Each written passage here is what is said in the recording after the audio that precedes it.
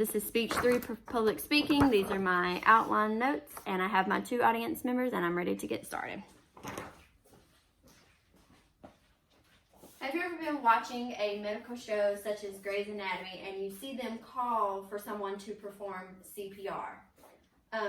Many of us are familiar with the concept of CPR and what it is and what it does, but a lot of us don't know how to perform it correctly.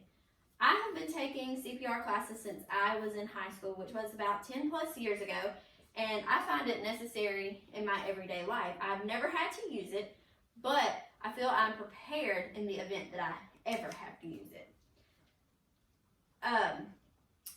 In today's world, CPR is necessary in most jobs. Though you may never need to use it, it is an important skill to have.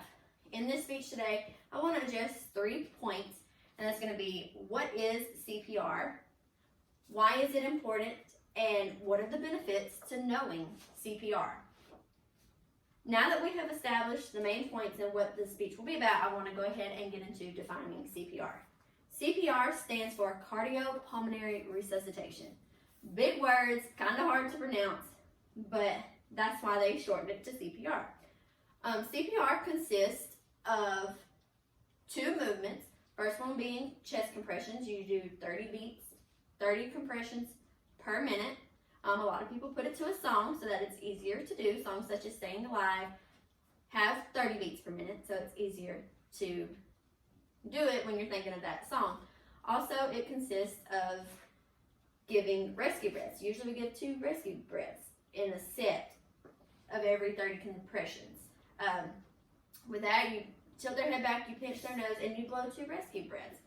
The rescue breaths are not always as necessary as the chest compressions. Chest compressions are a little bit more important and are most vital because it's manually pumping the heart to circulate blood and give the organs oxygen to prevent damage and brain death.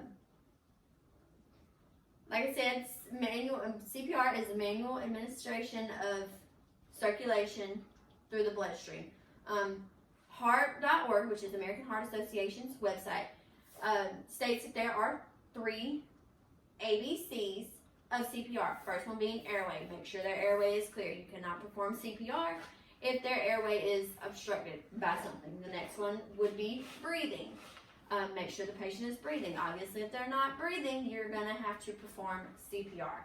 And C is for circulation. CPR is providing that circulation to their organs, to their vital organs.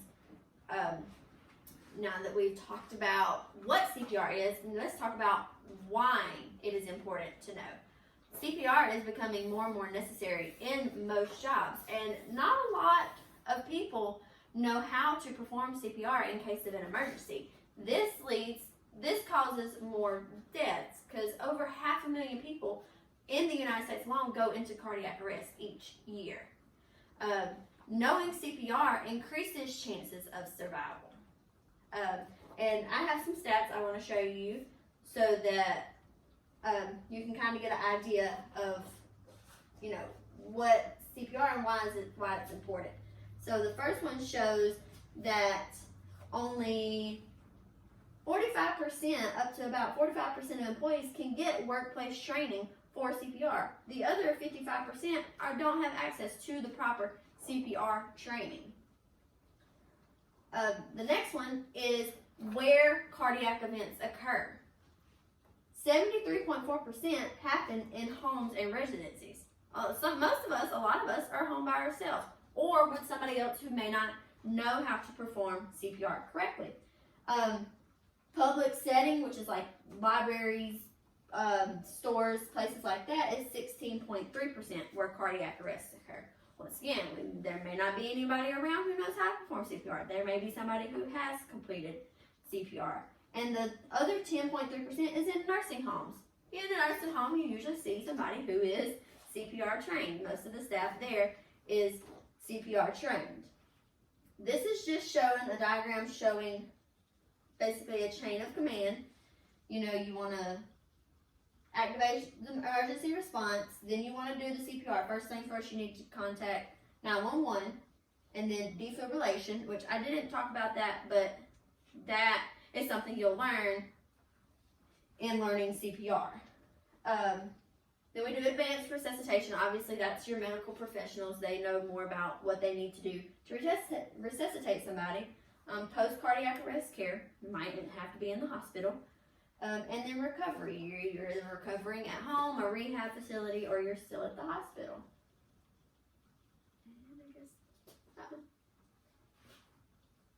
And then this is just a pie chart showing that people who get immediate help is only 40%, and then the other non-immediate help, 50%. That's a survival rate. Like, the quicker you receive help as far as CPR, the less likely you are to suffer brain damage or suffer death from a cardiac arrest.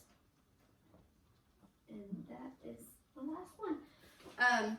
So now that we know why it's important, let's talk about what are the benefits of knowing how to perform CPR. Before I get into that, I do want to cite, her name is Kelly et al., and it was her and a group of other doctors. They went to a Rhode Island school, and they learned that it wasn't necessary for kids to know CPR in a public school setting, and they weren't properly trained if there was an event. And they are, wanting to get that to be a necessary training, which I agree. I think it would be something that people should know, especially those who work in school settings, nursing homes, which is obviously a place that one would need to know it. I think the earlier we learn CPR, the better we'll be at, and more confident we'll be at performing it. Now that we've talked about why CPR is important, let's talk about what are the benefits of knowing CPR. In knowing CPR, you're more confident in the case of an emergency. Though it should not be used for vain reasons, it can look good on a resume, college applications, things like that.